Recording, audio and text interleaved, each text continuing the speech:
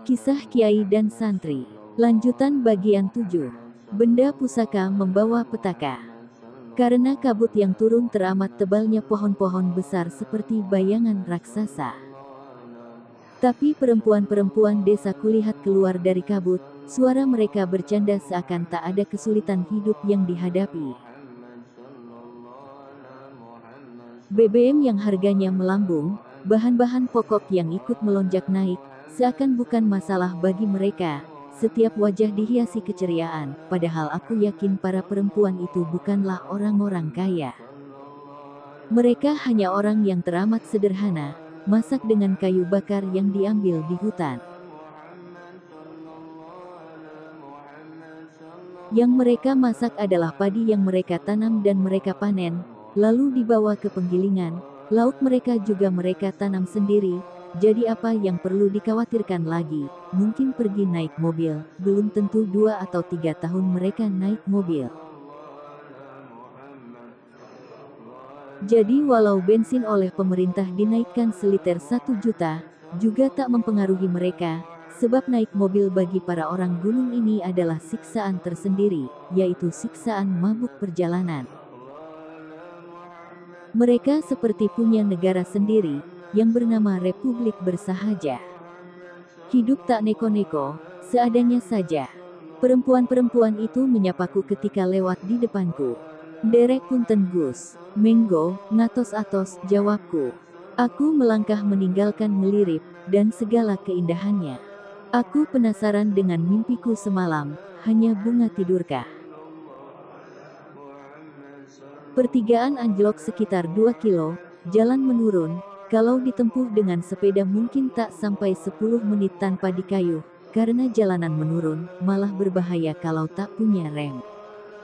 Aku tempuh jalan itu dengan jalan kaki, di samping hari masih pagi, dan kabut tebal sekali.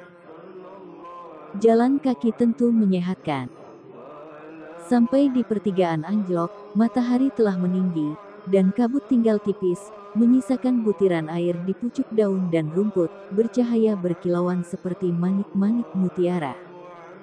Beberapa anak sekolah bergerombol menunggu bas, ada yang berseragam biru tua.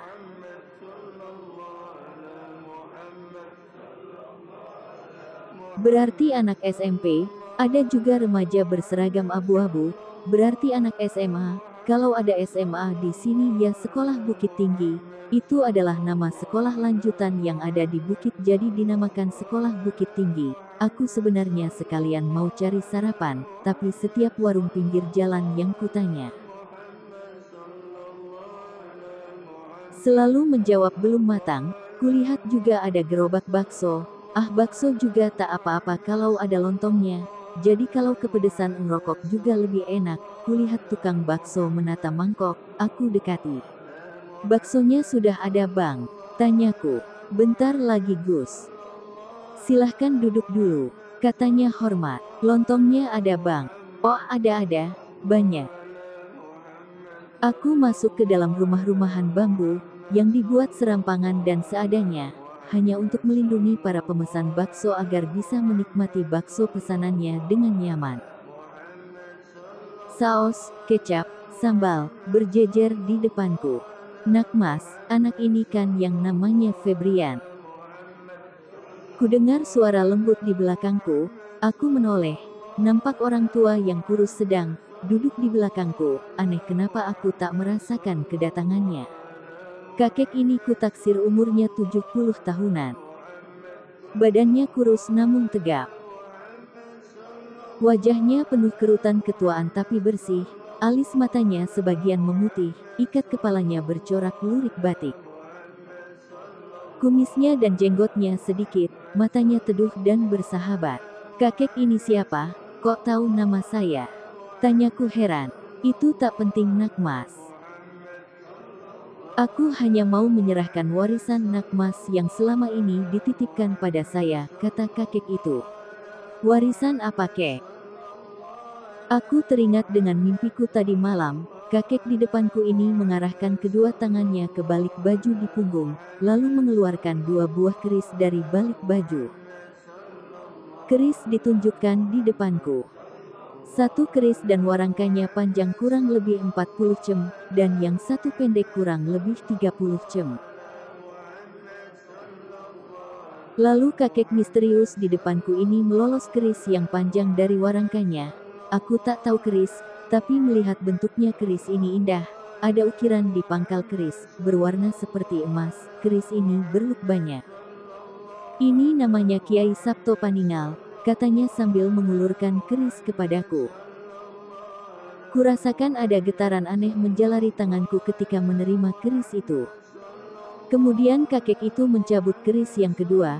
Ini namanya Kiai Condong Pamelang, katanya sambil mengulurkan keris kepadaku. Aku mengamat-amati kedua keris di depanku, sekedar menyenangkan pada kakek ini. Tapi aku benar-benar buta dan tak tertarik dengan aneka macam wesi aji. Aku menyerahkan kedua keris itu kepadanya. Karena Nakmas sudah ada di sini, maka keris ini kuserahkan padamu, kata kakek ini, mengulurkan kedua tangannya terbuka ke hadapanku. Dan kedua keris ada di atas tangan itu. Nanti dulu kek, kataku dengan isyarat tangan menahan. Kenapa Nakmas? Aku ini sama sekali tak tahu seluk-beluk tentang keris, dan aku tak tahu bagaimana merawatnya. Alangkah baiknya kalau keris ini tetap di tangan kakek. Mungkin akan lebih baik keris ini tetap di tangan kakek. Aku takut kalau di tanganku akan. Begini loh kek, aku ini punya keyakinan. Keris, dan aku tak tahu bagaimana merawatnya. Alangkah baiknya kalau keris ini tetap di tangan kakek. Mungkin akan lebih baik keris ini tetap di tangan kakek. Aku takut kalau di tanganku akan rusak, kataku berdalih dengan alasan setepat mungkin. Tapi Nakmas, keris ini Nakmaslah pewarisnya. Begini loh kek, aku ini punya keyakinan. Bagiku Allah lah sebaik-baiknya zat tempatku bergantung dan tempatku meminta menyelesaikan segala urusanku. Aku tak mau menomerduakan Allah karena mempunyai kedua keris ini. Kakek tua itu manggut-manggut. Baiklah, aku mengerti, tapi aku tak mau disalahkan oleh orang yang telah mempercayakan amanahnya kepadaku, maka sudilah Nakmas menerima keris ini dan nanti menyerahkan padaku lagi. Oh, aku mengerti kek, baiklah aku terima keris ini, dengan kelapangan hati, kataku, sambil menerima kedua keris. Lalu kulanjutkan berkata setelah keris ada di tanganku. Dan keris ini kuserahkan padamu untuk menjaga dan merawatnya. Kataku sambil mengulurkan keris kepada kakek ini, sebagai tanda penyerahan. Kemudian kakek itu pun menerima lagi keris. Dan menempelkan ke jidatnya, akan kujaga dengan sebaik-baiknya. Setelah itu pun kakek itu mohon diri. Aku menarik napas lega, tukang bakso mengulurkan bakso ke depan mejaku, matanya menatapku heran. Ada apa bang, kenapa menatapku begitu? Tanyaku pada tukang bakso.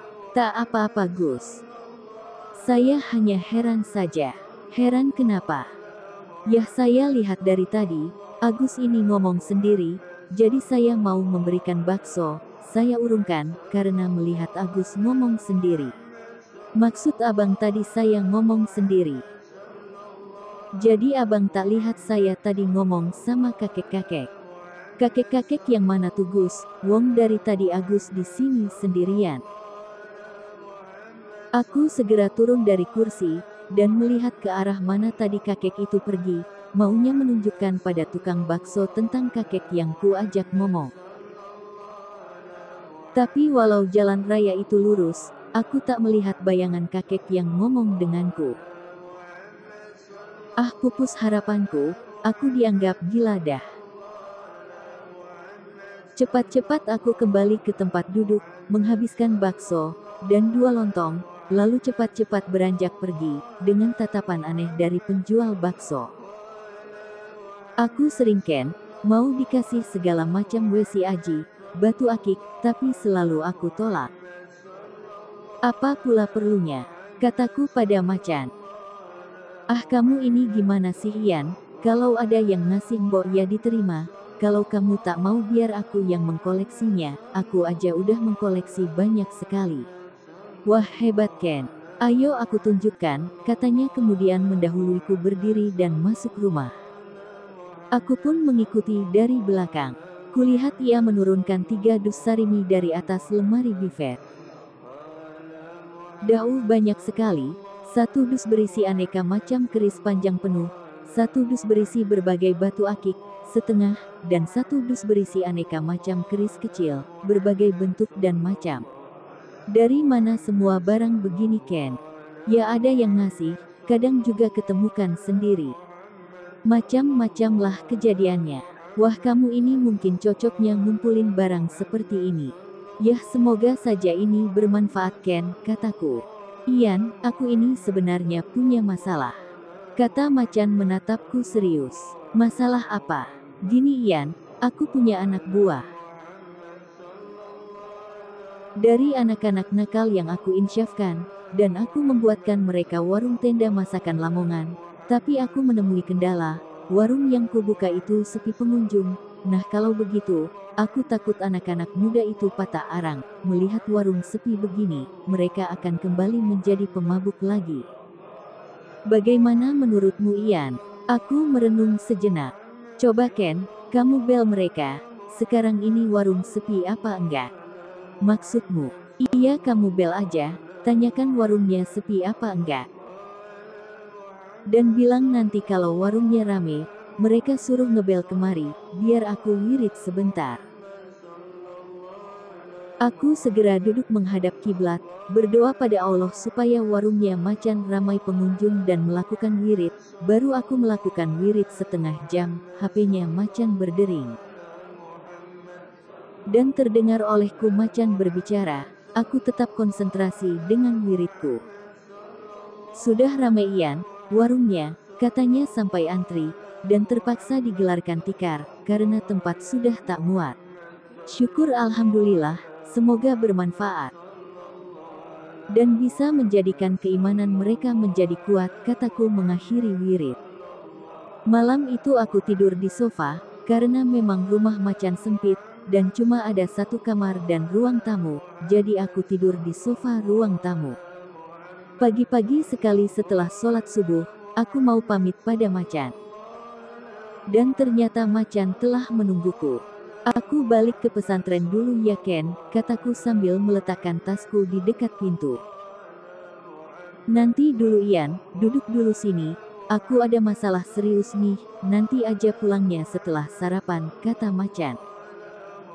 Dengan mimik muka serius. Ada masalah apa lagi Ken? Saudara perempuanku ada yang kena musibah. Musibah apa? Apa kecelakaan? Bukan, tapi sakit usus buntu, dan mau dioperasi. Wah bagaimana nih ibuku minta kiriman untuk biaya operasi, tapi aku tak punya uang, apa kamu punya uang Ian? Wah aku juga tak punya, ini ada juga paling 300, dari Kiai 200, dan uangku sendiri 100. Nih pakailah, kataku mengeluarkan dompet budukku, dan mengambil uang 300-an ribu. Dan menyerahkan pada macan. Kami terdiam sebentar, aku menyeruput kopi yang disediakan Ida istri macan, lalu kunyalakan rokok Jisamsu filter, tiba-tiba ada ide kuat terlintas di benakku. Ah kenapa kita tak coba obati sendiri Ken? Kita mintakan kesembuhan pada Allah, bagaimana? Kataku seketika mendapatkan ide, karena aku pernah mendengar Kiai mengatakan padaku, jika ilmu yang kumiliki dan ilmunya macan digabung, kekuatannya akan teramat dahsyat, karena macan diberi ilmu yang bersifat dingin. Sebab macan yang sifatnya gampang emosi, sementara aku diberi ilmu yang bersifat panas, karena sifatku yang lembek, macan aja sering mengolokku, kalau aku ini ditipu orang, maka yang nipu itu akan kesenengan sampai mati karena terlampau seneng. Ah kalau mengobati dari dekat biasa. Tapi dari jauh itu apa bisa? Masak obat ditransfer, katanya ragu. Kamu lupa, selama ini kita mengobati, hanya dengan doa, doa kepada Allah, dan Allah itu kuasanya tak ada batas. Kalau Dia bisa menyembuhkan orang yang di dekat kita, tentu tak sulit bagi Allah menyembuhkan orang yang jauh dari kita, sebab Allah tak dibatasi jauh dan dekat kuasanya. Tapi caranya gimana Ian? Aku tak ngerti. Wah, kalau itu aku juga tak mengerti. Selama ini, kita kan memang tak diajar apa-apa sama Kiai. Tapi jangan takut, aku ini kan tukang ngayal. Moga-moga Allah melimpahkan rahmatnya dan memberikan kesembuhan yang mutlak. Lalu bagaimana Ian? Begini, kamu telepon ortumu, saudarimu yang sakit, siapa namanya? Nafisa. Bersambung. Bagian 8.